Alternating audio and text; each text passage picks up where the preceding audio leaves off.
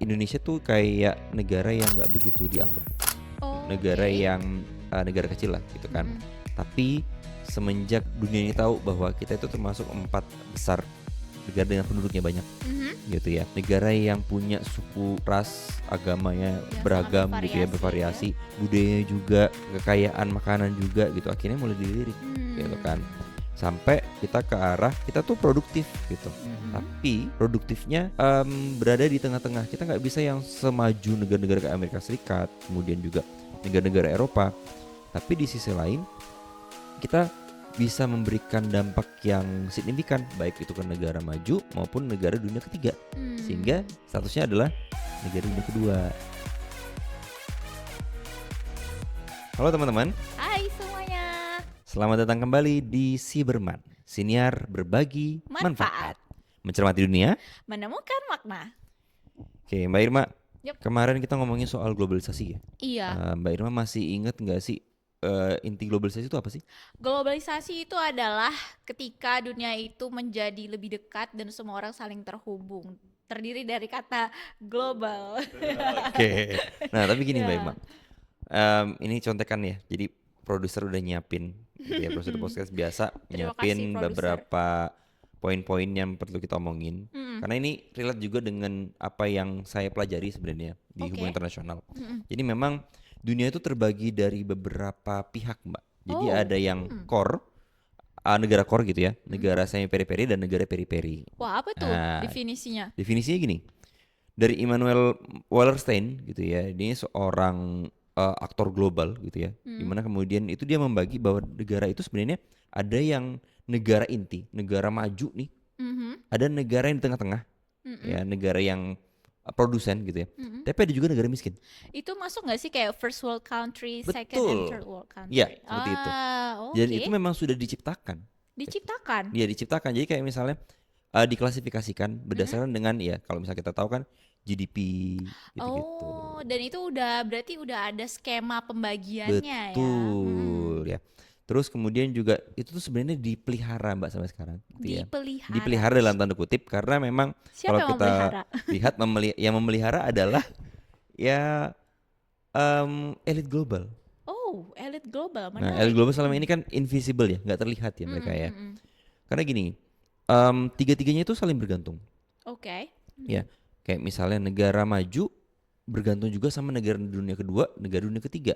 Mhm. Kalau mereka itu maju sendiri gitu ya, mereka pasti kan bingung nih, mereka itu mau ngasih uangnya kemana arahnya, atau Hmm. misalnya mau ngasih bantuan kemana gitu. Oke. Nah, Berarti sulit dong ya kalau misalnya kita nih punya cita-cita memajukan semua negara di dunia ini karena seperti kata Kak Gilang sebelumnya ternyata semua ini udah dirancang dan sudah ada yang memelihara kayak gitu. betul. Dan Oh. gini, kayak misalnya tadi nerusin ya. Jadi kayak Mm-mm. misalnya dunia kedua, dunia ketiga gitu. Mm-mm. Terutama dunia ketiga. Dunia ketiga itu sangat bergantung dengan negara dunia kedua atau negara yang tengah-tengah Mm-mm. karena mereka mengkonsumsi produk-produk yang rata-rata dari negara dunia kedua. Contoh misalnya negara dunia kedua itu justru bukan Amerika Serikat, Oke. tapi kayak Jepang, Korea, Oh. kemudian juga negara-negara sekarang Taiwan gitu ya. Mm-mm. Kita kan sebenarnya sebagai pengguna juga ya. Iya. Nah, tapi Indonesia sekarang posisinya naik dari yang dulu negara yang dunia ketiga, sekarang dunia kedua Oh gitu. Kok bisa? gitu. Karena gini, ngomongin soal negara maju dan negara berkembang itu sebenarnya itu Mm-mm. klasifikasi yang memang cukup kompleks ya Mm. gitu. Perkembangannya itu dulu Indonesia tuh kayak negara yang nggak begitu dianggap, negara Oke. yang negara kecil lah gitu kan. Mm-mm. Tapi semenjak dunia ini tahu bahwa kita itu termasuk 4 besar negara dengan penduduknya banyak Mhm. gitu ya. Negara yang punya suku, ras, agamanya Yang sangat beragam gitu ya, bervariasi ya. bervariasi, budayanya juga, kekayaan makanan juga gitu. Akhirnya mulai dilirik gitu kan. Hmm. Sampai kita ke arah kita tuh produktif gitu. Mm-mm. Tapi produktifnya berada di tengah-tengah. Kita nggak bisa yang semaju negara-negara kayak Amerika Serikat, kemudian juga negara-negara Eropa. Tapi di sisi lain kita bisa memberikan dampak yang signifikan baik itu ke negara maju maupun negara dunia ketiga. sehingga statusnya adalah negara dunia Negara kedua. Kalau misalnya contoh-contohnya nih, kalau negara kedua, ketiga, dan yang pertama tuh siapa aja sih? Apakah itu ditentukan sama letak geografisnya atau seberapa lama mereka menjadi negara atau itu semua tidak ada hubungannya dengan kemajuan suatu negara? Kalau dibilang kemajuan suatu negara itu variatif ya Mbak. Maksudnya dalam artian Amerika Serikat. Amerika Serikat juga kan dulu kan pernah dijajah sama Inggris ya. Betul, betul. Nah, tapi kenapa kemudian yang jadi negara adidaya justru Amerika Serikat? Berarti kan tidak mencerminkan lamanya negara itu bisa jadi negara maju atau negara berkembang kan? Betul. Nah, cuman yang jadi bedanya adalah gini. Pertama aspek yang bisa kita lihat dari kok bisa nih negara disebut sebagai negara dunia pertama gitu ya atau negara core gitu. Karena dia biasanya menguasai secara geopolitik gitu. Negara yang hegemon. Hegemoni, negara yang punya kuasa terhadap wilayah tertentu atau bahkan global. Contohnya Amerika Serikat dan Rusia. Ya, gimana dengan Cina? Karena produk Cina pasti ada nih di rumah kita, di rumah kalian, made in China. Dulu Cina itu negara dunia kedua. Sekarang gitu ya, dengan perkembangan yang sangat signifikan gitu ya, Cina itu udah jadi masuk negara adidaya juga. Gitu. Masih calon tapinya ya. Calon. Karena masih dibayang-bayangin sama Amerika Serikat yang kita tahu ya, sekarang Cina itu seolah betul-betul ditahan supaya dia itu nggak jadi negara adidaya gitu. Walaupun mau gimana caranya, Cina sekarang udah punya posisi tawar yang susah untuk dibendung gitu. Terutama dari segi ekonomi ya. Betul, betul. Ya, saya setuju sih. Gitu. Tapi tadi kan Kak Gilang ada nyebutin tentang elit global. Nah, sebenarnya kalau ngomongin globalisasi ini siapa sih yang paling diuntungkan? Apakah elit globalnya atau kita nih sebagai masyarakat dunia juga mendapatkan hal-hal yang positif dari globalisasi? Komen teman-teman. Tulis komen di bawah. Tulis komen di bawah ya. Karena kalau misal ngomongin soal menguntungkan diuntungkan itu perspektifnya harus beda-beda. Gitu. Kita nggak bisa melihat bahwa globalisasi ini banyak ruginya. Tapi ternyata kita pun juga menggunakan produk-produk globalisasi, internet, betul. contohnya, atau media sosial, kemudian teknologi, HP, ya, handphone dan segala laptop. macam. Nah itu kita pakai semua, Iya. gitu kan. Tapi di sisi lain, globalisasi juga mengikis peradaban manusia yang semula kita itu terhubungnya secara nyata, gitu ya. Ya sekarang ya dengan ada perkembangan digital, kita tuh justru yang jauh makin jauh, yang dekat menjauh, ya nggak sih? Yang dekat menjauh. Yeah. Nah, ini curhat pribadi nih kayaknya. Tapi ini juga menarik nih Kak. Jadi menurut saya globalisasi itu juga menguntungkan untuk individu yang bisa mengambil peranan gitu di kemajuan ini. Misalnya kalau dulu kita mau ke luar negeri itu susah banget. Tapi sekarang banyak yang masih belum selesai S1 aja mereka bisa kerja di luar negeri, misalnya program working holiday visa ke Australia. Nah itu mereka bisa menghasilkan let's say cuan gitulah, walaupun cuman sementara waktu, tapi bisa dibawa pulang untuk buka restoran misalnya di Indonesia gitu. Jadi cukup menarik ya. Menarik kalau globalisasi, karena kalau misalnya globalisasi itu kan kita diizinkan untuk terus berkembang ya sebagai manusia ya. Sebagai manusia itu kita nggak bisa selalu berada di zona yang itu-itu aja. Apalagi misalnya kayak kesempatan untuk belajar luar negeri, kemudian berbisnis di luar negeri, gitu kan. Kalau nggak ada globalisasi, ya kita bakal terus jadi katak dalam tempurung kan. Betul. Dan itu sebenarnya membuka peluang kita. Misalnya usaha kan sekarang banyak juga usaha ekspor impor produk-produk lokal nih. Nah, saya tuh ada lihat di suatu sosial media. Jadi ada mama-mama dari Papua, mereka membuat sabun dari produk-produk lokal Papua. Terus itu dijual. Dan itu harganya lebih tinggi daripada sabun yang dijual di industri biasa karena membawa cerita-cerita kearifan lokal. Menarik. Ada banyak yang kayak gitu, Pak. Ada juga yang di Bali nih. Jadi ada Bali gimana? Yang di Bali itu mereka itu menciptakan suatu pakaian, tapi pakaiannya itu sangat sustainable karena mereka itu dibuat dari kapas lokal. Nah, Kapas lokal. yes, yang ditenun oleh ibu-ibu dari suatu desa. Jadi mereka empower women Mhm. di desa tersebut dan itu dipakai sama banyak selebritis gitu. Nah, mereka Oke. ini juga sebagai sarana untuk mengurangi fast fashion. Hmm. Nah, jadi kayak fast fashion gitu kan industri yang biasanya global dan sangat besar, brandnya brand elit dan kita pasti tahu juga dan mungkin kita pakai juga. Nah, Kayaknya tahu deh. iya, kayaknya Hmm. tahu ya, ada biasa di mall-mall gitu Iya. kan. Nah, tapi itu ada kekurangannya tuh. Hmm. Walaupun dia tuh global, tapi mereka biasanya fast fashion. Hmm. Yang dibuktikan kalau ganti musim atau ganti misalnya selebrasi atau kayak Natal, Tahun Baru, Idul Fitri, mereka pasti ganti style yang buat kita jadi makin konsumtif. Nah, jadi Oke. untuk mengurangi atau Aha. mengimbangi fast fashion Mhm. ini banyak produk lokal tuh menjual cerita-cerita dan misalnya kartun lokal gitu yang modelnya model kita sendiri dan itu sangat eco friendly loh teman-teman. Oke. Karena catnya juga dibuat dari bahan-bahan Bahan natural. natural, alami ya. Alami Nah, betul. tapi gini Mbak Irma, kalau Mbak Irma tadi kan menjelaskan bahwa globalisasi itu banyak untungnya ya buat kita gitu ya, membuka cakrawala kita bahwa dunia itu tuh luas banget gitu, Yes. terus berkembang. Tapi kalau misal dari sisi buruknya nih Mbak Irma, kalau menurut Mbak Irma gimana? Nah, kalau saya pribadi pasti kayak sisi mata uang gitu, ada sisi positif sama negatifnya. Kayak yang tadi misalnya fast fashion itu teman-teman mungkin udah tahu juga ya kalau misalnya pakaian kita ini sangat susah diuraikan sama lingkungan.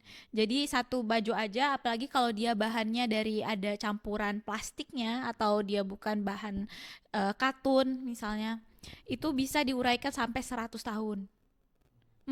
Dan biasanya di negara maju mereka itu kan beli berdasarkan musim ya kak ya. Betul. Jadi mereka kayak kalau udah nggak dipakai atau musimnya udah lewat dibuang aja gitu. Dan di manakah yang menjadi tempat penampungan baju-baju sisa tersebut? Iya ya, menarik Coba ya. di third world country atau negara Di berkembang. Ya, yes. Misalnya di Ah, Chile oke. teman-teman itu menjadi tempat negara maju membuang sisa-sisa pakaian mereka. Dan mungkin Kak Gilang pernah lihat berita Aha. di mana bea cukai itu menangkap apa ya? Seperti truk Ya. isinya tuh baju-baju bekas dari negara tetangga Iya, dan iya, iya. dikirim ke Indonesia.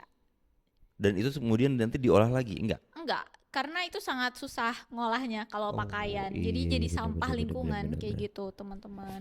Dan mungkin pas Ah, Covid nih, kan oh kita dulu iya pakai masker benar ya. pakai masker, Masker benar benar. sekali pakai langsung Iya, dibuang kan. betul. Nah, itu maskernya banyak mencemari lingkungan juga kan, gitu. Karena Karena susah diuraikan ya. ya susah diuraikan dan biasanya tuh terbuang ke sungai atau ke laut gitu sih. Berarti ini sama halnya dengan ini Mbak, sampah limbah elektronik. Kita Ya, kan Mbak Irma ganti HP berapa kali dalam berapa tahun gitu? mungkin udah ada 10 kali kali ya. Dalam setahun? Enggak, Oh, dari dalam 20 tahun. dalam 20 tahun. Kalau hitungannya range-nya 5 tahun sekali ganti atau gimana? Enggak tentu sih, biasanya itu tergantung rezeki dan budget aja. Tapi misalnya gini, dalam setahun itu ada nggak ganti berkali-kali gitu? Belum pernah sih. Oke, sama kayak saya berarti kalau misalnya saya tuh ganti itu kalau misalnya benar-benar udah ketinggalan gitu ya, atau misalnya emang udah rusak banget gitu. Nah, cuman gini Mbak, itu kalau HP mungkin nggak semua ya orang kayak gitu. Iya. Tapi misalnya gini, ada tech reviewer atau misalnya kayak saya nih tech antusias gitu ya. Saya tuh punya banyak gadget Oke. gitu ya, suka beli hobi gitu ya. Tapi kalau misalnya rusak dikit aja gitu, ini jeleknya sih sebenarnya sih ya. Rusak dikit dibuang Oh, gak gitu. dijual. Saya pernah coba jual gitu ya. Ada yang mungkin karena harganya yang nggak cocok gitu ya, akhirnya nggak jadi gitu. Oh. Bahkan ada yang saya simpen juga. Cuman ujung-ujungnya disimpan pun akhirnya jadi tumpukan kan. Akhirnya dibuang. Betul. Dan kadang-kadang ada juga yang nggak mau menjual lagi gadget yang dia pakai karena biasanya mereka menyimpan database yang pernah kita gunakan. Ya, Jadi untuk menjaga privacy kita simpan aja gitu. betul.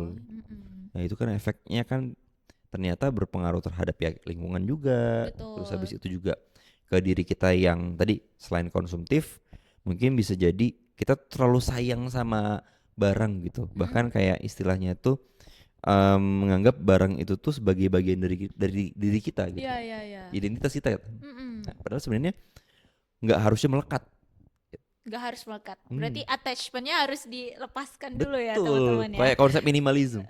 Oh iya, minimalism, the art of minimalism, betul. Minimalism kan juga muncul karena orang-orang udah jengah, udah jenuh dengan budaya-budaya konsumtif, Mm-mm. budaya-budaya menimbun barang gitu kan. Betul. Terus sekarang juga ada stoikisme, ya kan. Yes. Terus habis itu juga ada apa namanya mindfulness. Mm-mm. Nah, gitu-gitu kan, Mindfulness, yes. itu muncul dari globalisasi loh sebenarnya, Mbak. Ya karena kita udah kayak terlalu lelah mendapatkan banyak apa ya, paparan gitu Hmm, ya. Jadi pas kita hidup lebih minimalis tuh kita kayak punya ruang untuk berpikir, kita nggak lebih mudah terdistraksi kayak betul. gitu. Itu sih Ya, lebih bagus jadinya. Tapi ada respon-respon. juga nih Pak, kayaknya kan minimalis tuh udah gerakan sekitar 10 sampai eh, tahun-tahun belakangan Ya ini. betul. Nah, sekarang tuh orang-orang, sebagian orang ya udah mulai capek dengan misalnya rumah yang catnya warna putih semua atau Hmm, warna pastel pastel, semuanya ya. gitu. Mereka udah mulai hidup lebih colorful lagi nih, Kak. Balik lagi ke zaman itu ya. Iya, jadi mereka udah, bahkan tadi pagi saya baca kalau kamu lebih happy sekarang kamu udah bisa menunjukkan warna-warnamu kayak gitu. Mm-mm. Tapi masih ngomongin soal globalisasi yang negatif ya Mbak. Ini tuh kita tadi sempat disinggung sama Mbak Irma elit global Mm-mm. ya sama hal-hal yang kontroversial. Contoh paling gampang yang lagi viral kemarin itu Epstein Files. Ups. Iya kan? Wah. Itu kalau Mbak Irma gimana menurut Mbak Irma? Nah, itu kan sebenarnya banyak rakyat di suatu negara tersebut, mereka meminta pejabatnya atau yang berkuasa dalam hal ini adalah presidennya untuk membuka file-file rahasia dan terbukalah file Epstein tersebut kan. Nah, tapi gimana ya Kak? Saya mikirnya juga itu kan sebenarnya kejadiannya udah lama ya. Dan ini nggak cuman sama Epstein tapi juga kayak P. Diddy gitu kan udah lama juga. Betul. Sebenarnya mereka terbuka ketika udah diizinkan gak sih? Jadi semarak ini ada kasusnya di Netflix, juga dibahas di berbagai media, mereka kita bisa Hmm. lihat di Instagram Yep. dengan sangat mudah. Kalau saya pribadi ya, nah ini kayaknya memang ada orang yang sengaja untuk nge-up berita ini di momen ini, karena mungkin teman-teman bisa mikir juga deh, siapa sih yang sebenarnya ngasih effort sebesar ini, misalnya di Netflix Yep. juga, itu kan susah ya. Susah. Nah, untuk agar kita semua tuh dapat exposure, kita semua Hmm. tahu hal ini. Yes, menurut saya itu penting untuk diketahui, tapi ada pertanyaan tuh, kenapa harus sekarang? Kayak gitu. Kenapa harus sekarang? Itu pertanyaan Heeh. yang saya pun juga menanyakan itu. Mm-mm. Tapi Mbak Irma gini, itu jatuhnya bukan konspirasi ya? Kalau menurut saya ada banyak hal yang tidak kita ketahui di dunia Hmm, ini sebagai manusia dan manusia. rakyat biasa. Betul. Nah, tapi ketika udah reveal gitu ya, nah itu jadi ya perbincangan sih. Dan menurut saya hal-hal kayak gini udah ada sejak dulu ya. Sejak dulu. Sorry to say, misalnya nggak cuman memperkerjakan anak di bawah umur misalnya, atau penjualan hal-hal yang tidak diperbolehkan kayak gitu. Oke. Mungkin udah ada aja di Hmm, sekitar kita, cuman kita yang nggak aware atau kita yang nggak tahu gitu. oke. Tapi gini Mbak, Mm-mm. ini kan kita tuh udah zamannya udah canggih ya globalisasi bahkan sekarang udah post globalization gitu kan. Mm-mm. Masih banyak orang-orang yang menganggap itu konspirasi, menganggap banyak hal itu sebagai cocok logi gitu Mm. ya, atau bahkan hal-hal yang sifatnya tuh magis gitu. Wow. Nah, kalau Mbak Irma sendiri sebenarnya lebih percaya konspirasi, lebih percaya cocok logi, atau memang ya sesuai dengan keyakinan kita nih. Ada Mm-mm. namanya kan kode dan kodar, ada yang percaya, ada yang namanya tuh hal-hal yang di luar kendali kita ya, gitu Mm-mm. kan sebagai umat manusia gitu. Mm-mm. Kalau Mbak Irma tuh melihat fenomena dunia ini gimana sih Mbak? Kalau saya pribadi sih, saya ngelihatnya misalnya ada hal-hal negatif, saya lebih masuk ke, oh ini terjadi karena misalnya kesenangan manusia untuk hal-hal yang um, maaf mungkin tidak etis kayak gitu, ataupun pure bisnis kayak gitu Oh, sih. oke. Jadi orang buat ini lebih ke bisnis atau mungkin persaingan untuk menunjukkan politik siapa yang lebih hebat atau siapa yang lebih superpower antara satu negara dengan negara lainnya kayak gitu. Oke. Misalnya kasus, mungkin Kak Gilang pernah dengar kasus yang ke bulan. Mhm, Nah, bener. itu kan ada perdebatan apakah misalnya Neil Yang mana Armstrong, yang duluan ya? yang mana yang duluan, Iya, Neil dan apakah Armstrong. itu beneran ke bulan kayak Iya ya, gitu. bener juga. Karena ada banyak emangnya di bulan ada angin sehingga suatu bendera bisa berkibar Iya kayak ya, bener gitu. bener bener bener bener. Nah, kalau saya ngelihatnya itu mungkin lebih ke alasan politiknya Politik ya. atau ekonomi ataupun kepentingan orang-orang yang sangat berkuasa di dunia ini gitu sih. Kalau Kak Hmm. Gilang gimana? Ini mengingatkan saya banyak hal yang memang namanya kalau kita ya sebagai warga negara Indonesia suka cocok logi gitu Mm-mm. kan. Tapi ngomongin soal konspirasi itu tuh sebenarnya banyak hal-hal yang tidak kita ketahui itu benar atau enggak gitu ya. Mm-mm. Kalau Mbak Irma tahu dulu tuh kan kita selalu diceritakan nama dongeng ya kan, Ya, legenda legenda gitu. Malin Kundang. Terus mitos ya kan, Ya, mitologi gitu. Bahkan sesederhana gini, dari mana kita tahu sejarah misalnya kayak terbentuknya negara kota itu dari Yunani kuno misalnya gitu. hmm, Padahal sebenarnya emang ada peradaban gitu. Tapi kan ada yang sempat didokumentasikan, hmm, ada yang tidak sempat terdokumentasikan, hmm. ya kan? Kayak misalnya Epstein Files gitu. Itu bisa jadi pertanyaan besar gitu kan. Kok bisa nih siapa orang yang merekam itu gitu loh. Ya, dan membocorkan itu Membocorkan dengan itu kan. sukarela. Nah, itu kan menjadi pertanyaan ya. Ya, Jadi kalau misalnya dari saya sih melihatnya kalau Mbak Irma tadi lebih ke kepentingan politik atau misalnya kepentingan ekonomi gitu. Kalau saya punya pandangan yang berbeda mm, karena kalau saya melihatnya dunia ini penuh dengan ketidakpastian. Dunia mm, ini penuh dengan misteri mm, yang mana kemudian bisa jadi hal yang disebarkan sekarang gitu tuh itu hanya sebagian kecil. ya, Ya, hanya sebagian kecil yang mana negara-negara bahkan Indonesia pun menyimpan banyak rahasia sebenarnya. betul. Jadi jatuhnya bukan konspirasi tapi sengaja disimpan. Sengaja disimpan untuk menunggu waktu yang tepat mungkin. Betul. Menarik. Kayak misalnya gini deh, mungkin teman-teman di sini juga yang relate dengan buku sejarah gitu ya. Mhm. Pada akhirnya kebuka nih semuanya bahwa banyak hal dari sejarah-sejarah Indonesia atau bahkan sejarah dunia yang sebenarnya nggak kayak gitu. Iya, karena pernah ada orang yang bilang sejarah itu sebenarnya adalah dituliskan sama pemenangnya gitu. Betul. Berarti framingnya aja nih, Tinggal layarnya frame aja. layarnya aja Heeh. bener. Kita mau ke arah kemana? Kita lebih percayanya kemana gitu kan? Iya, kayak gitu. Dan sekarang banyak juga gerakan yang mulai membalancekan sejarah ini. Misalnya sejarah tentang G30 SPKI misalnya. Betul. Itu kan ditulis oleh rezim yang berkuasa pada Benar waktu pada itu. saat Dan itu. sekarang mulai muncul cerita-cerita lain dari perspektif Iya. yang berbeda. Mhm. Misalnya dari perspektif penduduknya Penduduknya. atau perspektif orang yang Hmm. salah tangkap. Iya. Nah, untuk meluruskan atau mengimbangi narasi yang dibentuk oleh apa yang biasa disampaikan di buku-buku Di atau di buku-buku. Ya pelajaran betul. kita. Mm-mm. Bahkan kan kayak misalnya aksi Kamisan. Yes. Mbak Irma kemarin saya sempat dengar dari salah satu podcast gitu ya Mm. bahwa dia berbicara dari perspektifnya si ibu korban Mm. gitu. Jadi ya dia menunjukkan pada saat bukan G30 SPG tapi waktu itu pas zamannya Trisakti Yes. gitu ya, tragedi Trisakti gitu. Itu yang terlihat kan apa ya, mahasiswa itu yang benar-benar nekat deh berarti Mm-mm. gitu kan. Mm-mm.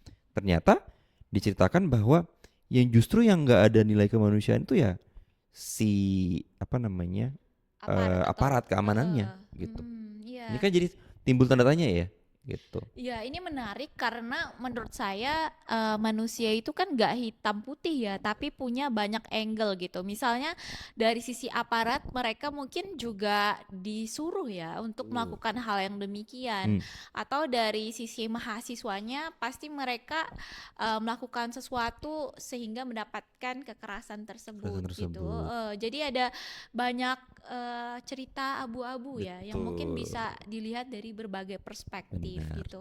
Nah, kenapa orang itu suka cocok logi, Mbak? Jadi sebenarnya punya alasan gitu. Jadi kita itu kan manusia itu menerka-nerka ya sukanya. Hobinya Ya. menebak-nebak gitu. Dan menghubung-hubungkan. Menghubung-hubungkan gitu. Jadi kayak sebenarnya ini cerita belum utuh. Mm-mm. Em, kita itu sebenarnya lagi menyusun puzzle gitu. Hmm. Ya kayak misalnya deh Mbak Irma gitu sama saya lagi ngobrol gitu ya. Mm-mm. Kita ini sebenarnya kan banyak hal yang kita tidak ketahui, tapi dengan adanya si Berman ini kita coba untuk menemukan maknanya kan. Ya, betul sekali. Mencermati fenomena yang ada, tapi kita lihat nih, oh ternyata dari cocok logi atau misalnya dari konspirasi itu banyak nilai-nilai juga yang menyadarkan kita bahwa manusia itu nggak sempurna gitu. Ya, dan kita punya berbagai perspektif gitu. Dan nggak semuanya benar atau salah Oke, gitu. baik Mbak. Ini Mm-mm. sekarang kita ngomongin soal ini masih tetap tentang ngomongin soal globalisasi, Mm-mm. tapi kita udah ke arah yang seru-serunya nih, gitu. Kayak misalnya kalau Mbak Irma sempat dengar isu tentang konspirasi, em, ini bukan konspirasi tapi fakta kayaknya ya. Tapi Mm-mm. mungkin Mbak Irma bisa klarifikasi atau misalnya mungkin punya pandangan gitu. Big Tech atau Mm-mm. misalnya perusahaan-perusahaan teknologi besar gitu, Ya. itu memanfaatkan sumber daya manusia dari negara-negara yang kecil gitu. Hmm. Itu gimana? Nah, itu menarik juga sih, Kak. Jadi, ya memang mereka punya misalnya idenya untuk buat chips di teknologi tertentu. Tapi kan mereka permintaannya tinggi ya. Jadi membutuhkan orang-orang atau dari negara yang punya labor yang banyak untuk membuat chip tersebut kan. Yang mana itu mungkin bayarannya tidak setinggi sama creatornya. And di satu sisi itu cukup masuk akal untuk dari Oke. perspektif creatornya ya. Creatornya yang Tapi mungkin ya kasihan juga sih ya sama orang yang kayak misalnya kerja dari jam 7 pagi sampai jam 7 malam untuk membuat berbagai parts dari teknologi tersebut kayak gitu. oke. Dan itu nggak cuman di big tech Iya doang kan, betul. tapi kayaknya di berbagai industri Industri. masa kini gitu Hmm. sih. Kalau menurut Kak Gilang gimana? Kalau ngomongin soal big tech yang pada akhirnya memanfaatkan negara-negara kecil untuk terus apa ya, mereka berkembang gitu ya. Hmm? Ya, lagi-lagi nih kita berada dalam prinsip ini ya, apa namanya supply and demand Hmm. gitu ya. Kondisinya sekarang permintaan itu sangat banyak gitu Ya. ya, permintaan sangat banyak, sumber daya manusia terbatas Mm-mm. gitu. Nah, makanya kayak kemarin contoh Jepang deh. Ini jadi menarik banget. Kemarin Jepang kan membuka aksesnya bagi negara-negara luar untuk bisa bekerja di sana kan. Salah Mm-mm. satunya adalah India, Iya. ya kan? Terus ini muncul apa ya, cocok logi gitu. Ini akal-akalan Jepang atau gimana nih? Gitu ya. Hmm. Karena India pun sebenarnya dari segi teknologi mereka juga bisa loh gitu ya, Mm-mm. sanggup gitu. Tapi kenapa kemudian mereka diarahkannya ke Jepang gitu kan? Mungkin karena Jepang itu teknologinya udah canggih tapi mereka kekurangan sumber daya manusia ya atau Tuh. sekarang sudah banyak sumber daya manusia yang senior Hmm. gitulah istilahnya. Jadi mereka butuh tenaga kerja yang produktif di umur produktif. Salah satunya yang bisa ngasih kan negara-negara seperti Iya. India atau Indonesia Indonesia. ya jumlah penduduknya banyak ya Yes, gitu. dan kita tahu juga mungkin banyak orang Indonesia yang kerja di Jepang nih, Hmm. misalnya di sektor pertanian, bahkan sekarang udah ada Japanese tapi logat Jawa gitu Kak. Oh, Javanese. Iya, Javanese ya. Eh, Kayak gitu. Karena banyak orang Jawa yang sekarang kerja di Jepang gitu, di sektor pertaniannya gitu sih. Tapi baru gini, Mm-mm. ngomongin soal ini lagi-lagi ulah dari elit global ya gitu kan. Ya kita nggak bisa ngomongin soal elit global ini negara gitu. Kayak Mm. misalnya Amerika Serikat, kita pada akhirnya tahu bahwa presidennya sekarang Donald Trump gitu tuh kan membuat sebuah kebijakannya itu kan bukan dari kepentingan negaranya, tapi ke egonya dia, Hmm. ya nggak sih? Terus kayak misalnya em, Cina Mm-mm. gitu. Cina itu memang mereka punya ambisi kuat untuk menguasai perekonomian dunia kan gitu, membuat jadi negara adidaya yang baru gitu. Tapi pertanyaan gini Mbak Irma, bisa nggak kira-kira negara-negara yang kayak kita nih Indonesia gitu ya, menjadi ya tadi penguasa juga atau negara adidaya baru atau paling enggak negara maju deh. Nah, sebenarnya kalau menurut saya itu kembali ke negaranya karena biasanya negara berkembang itu punya PR-nya sendiri-sendiri gitu loh. Kalau misalnya kayak negara maju, let's say Amerika atau China, mereka udah pengen jadi negara yang terbaik di dunia gitu kan.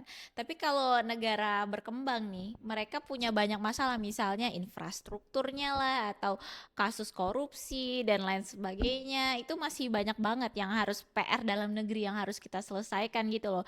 Jadi kalau menurut saya ya itu kita harus selesaiin urusan kita sendiri dulu nggak sih sebelum kita kayak oh saya pengen masuk ke dalam top 10 country gitu. Ah, Mendingan kita uh, kerjain dulu nih PR-PR kita dalam negeri. Misalnya kayak banyak orang yang nggak dapat akses kesehatan hmm, gitu, rumah sakitnya nggak ada di desa dia harus pergi dulu ke ya let's say ibu kotanya selama 1 jam 2 jam hmm, perjalanan gitu. Mendingan kita urusin itu dulu nggak sih? Atau oke. sekarang let's say MBG Indonesia Oke. masih ada yang problematik gitu ya. Mendingan Yes. kita selesaiin yang gitu-gitu nggak sih Kak? Berarti jatuhnya itu sebenarnya cita-cita ya, cita-cita yang mudahan bukan jadi konspirasi gitu. Cita-cita yang benar-benar mau kita wujudin karena kan pilihan itu adalah Indonesia Emas 2045 atau Atau Indonesia Cemas. Indonesia cemas. Iya kan? Oke. Mbak Irma nih terakhir deh, Mbak Irma. Kita ngomongin soal em, kasus dari isu yang lagi hangat nih gitu. Kan dunia itu katanya sudah di penghujung ya Hmm, kan. Ini agak-agak serem juga sih. Itu kan banyak takut ya. Tiap banyak hari banget. baca IG dakdikduk gitu Iya, ya. beritanya kan udah makin serem nih Mau kan, perang nih perang ya katanya. kan, perang dunia ketiga gitu.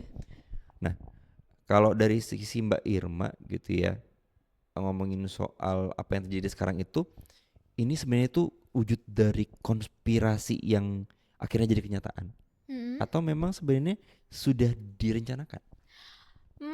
Menurut saya pasti ada kepentingan dari setiap apa ya, setiap decision besar yang diambil suatu negara kayak gitu. Misalnya mungkin ada negara tertentu yang ingin menguasai minyak kayak gitu kan. Nah, jadi mereka menggunakanlah power mereka untuk mengambil itu sumber daya dari negara lainnya dengan cara apapun. Tapi kalau feeling saya sih perang dunia ketiganya jujur masih agak lama sih, agak beda ya Masih dengan agak lama ya. pendapat kebanyakan orang karena menurut Heeh. saya ini memang sengaja dibuat aja untuk kepentingan bisnis tertentu. Nah, terbuktikan harga minyak dunia tuh makin meningkat dalam waktu 2 hari aja.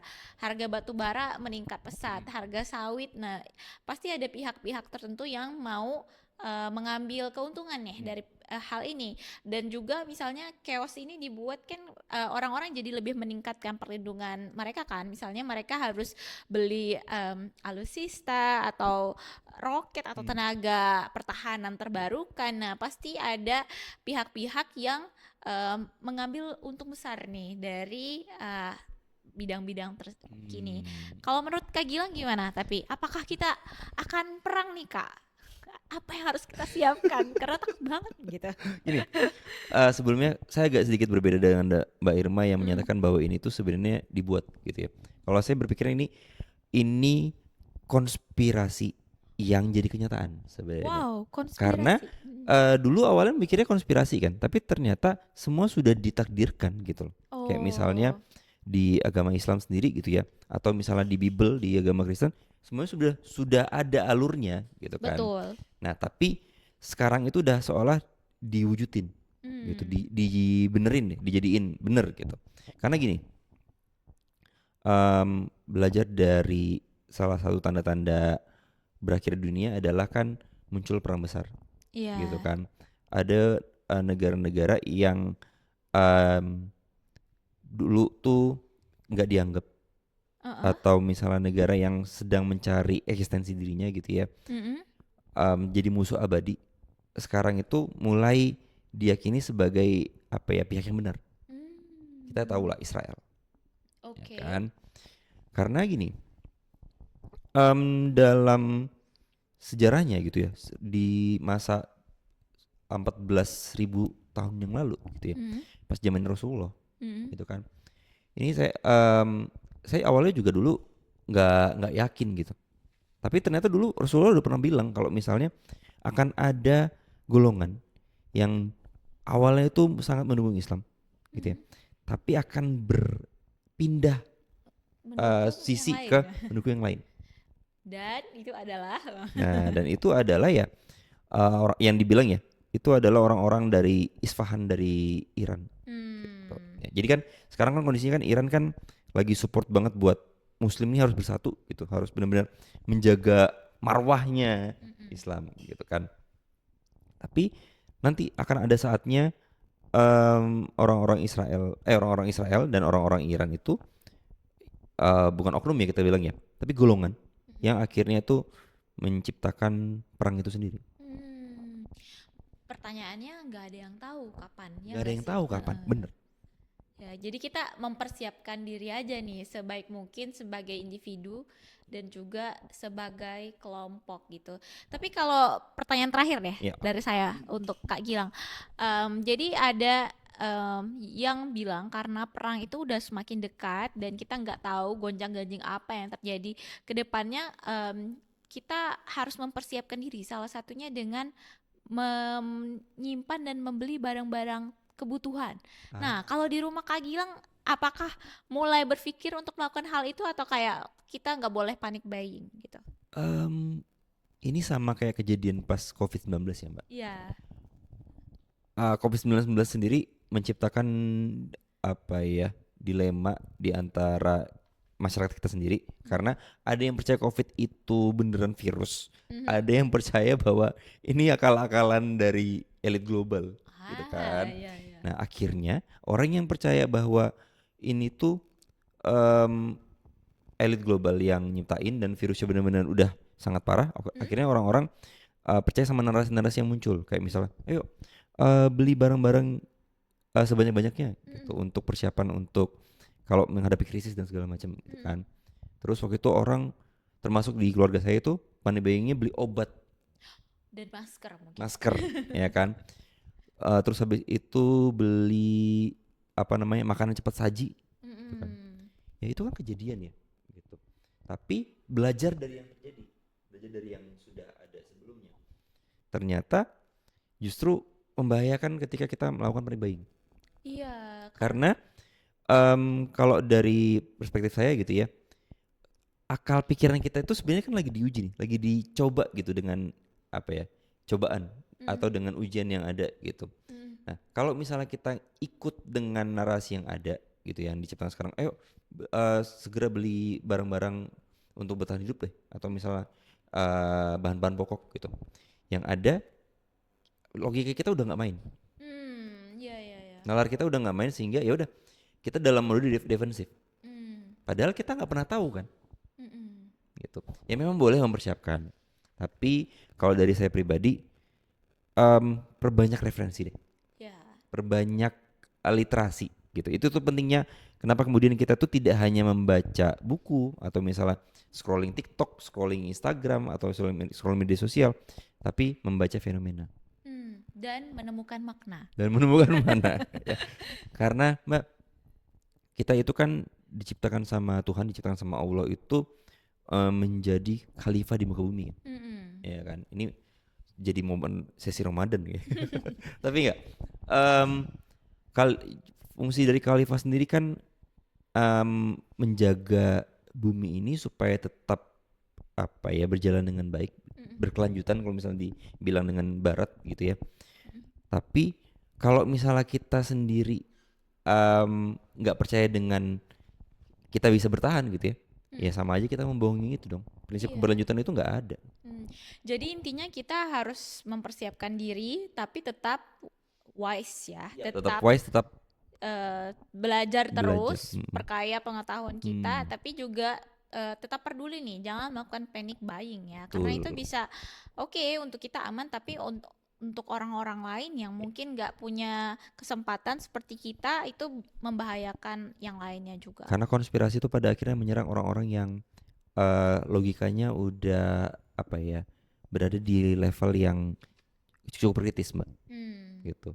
Kan sekarang tuh lagi naik yang namanya lateral thinking, Mm-mm. critical thinking gitu kan. Mm-mm. Itu sebenarnya ada orang-orang yang nggak mau organ negara atau misalnya penduduk suatu negara tertentu itu pinter, Oh. ya kan? Mm-mm. Ya contoh deh, ini lagi-lagi bahaya sih sebenarnya. Kayak misalnya di satu negara gitu, saya nggak perlu nyebutin namanya, kayaknya Mbak Irma tahu gitu ya. Kalau negara maju itu kan masyarakatnya dituntut untuk jadi pinter ya, Iya. menciptakan inovasi ya, bahkan misalnya disuruh beli buku dan lain sebagainya gitu ya. Kemudian minim untuk penggunaan gadget dan lain sebagainya. Mm. Tapi ada di negara yang lain di apa namanya, sisi belahan dunia yang lain, masyarakatnya tidak disuruh untuk pintar, tapi disuruh Hmm. untuk kenyang. Kayaknya saya tahu nih negaranya. Iya, betul sekali Kak. Karena saya pernah dengar gitu kalau TikTok di China itu beda isinya dengan TikTok di negara yang Iya. lainnya. Karena mereka algoritmanya itu disetting agar lebih informatif Hmm, gitu.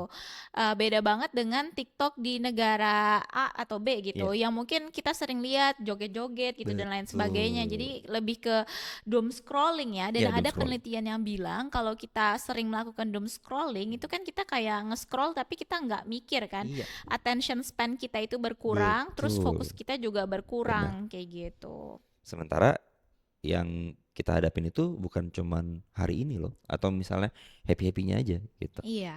Ya, ini terjadi nggak cuman di Gen Z, milenial pun juga sama, gitu Mm-mm. kan? Karena ya kita sebagai generasi milenial nih berdua nih gitu ya, kita em, mau nggak mau karena kita juga udah kebiasaan dengan media sosial kan, Mbak ya. Mm-mm.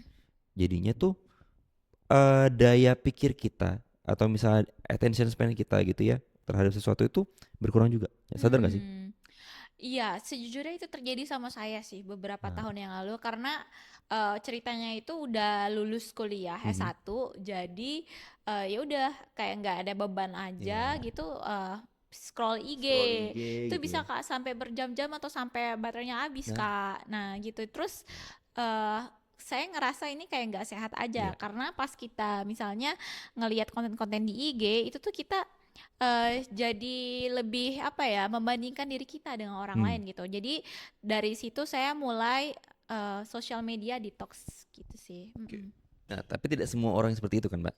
Maksudnya itu didasari dengan kesadaran Mbak Irma sebagai manusia yang aku nih kayaknya nggak bisa gini terus. Mm-mm. Tapi itu juga susah dihadapin sama orang-orang yang tidak punya kesadaran, apalagi pengetahuan gitu loh. Hmm. Ya udah, scrolling scrolling aja gitu kan. Mm-mm. Bahkan scrolling dianggap sebagai media dia untuk hiburan. Nah, mungkin itu fase aja kali ya. Hmm. Nah, mungkin di saat beberapa tahun Hmm. lagi, saya yakin banyak orang yang lebih sadar. Mhm. Mungkin kita bisa imbangi juga, ya, contohnya dengan Cyberman, Yap. biar konten-konten tersebut lebih konten-konten yang positif lah, lebih naik lagi. Hmm. Nah, Oke, gitu. ini kayaknya udah cukup panjang. Mbak Irma tadi Iya, dari kameramen udah globalisasi, ngasih kode ya. Udah dari 41 menit globalisasi katanya di sampai ke globalisasi, elit global, elit global, ngomonginnya juga sampai persiapan kita perang perang dunia. dunia gitu ya. Ini banyak banget karena ya tadi akar utamanya itu dari globalisasi sebenarnya Ya, kan. mm, Semua ini berawal dari situ gitu. mm. Next mungkin kita bakal ngebahas apa nih Mbak Irma? Yang lebih seru lagi sih, kita akan ngeliat tentang apa sih dampaknya globalisasi. Tapi nggak cuman itu, kita akan lihat aktor-aktornya dan juga dampak-dampaknya yang pasti berbeda dengan bahasan di episode kedua ini. Betul, mungkin kita bisa ngomongin ke arah em, apa ya, elit-elit globalnya ya. Ya Ya, kalau misalnya Mbak Irma itu kita sebut dikit deh, Rockefeller, wah ya ya, kan? Nah itu siapa dia? siapakah dia? Atau misalnya em, kenapa sih sampai akhirnya John F Kennedy atau Abraham Lincoln itu ditembak mati, ya Ups, kan? ya. Dan kenapa Pak Donald Trump yang padahal sebenarnya bisa aja juga seperti itu gitu kalau misalnya orang udah kesel, Tapi sampai sekarang masih hidup aja. Wah, Padahal kemarin saya lihat di New York, kemudian Los Angeles dan lain sebagainya demo ya kalau nggak salah ya. iya.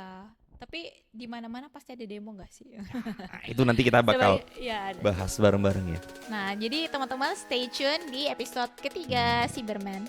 Dah, See you. jangan lupa komen dan subscribe ya teman-teman.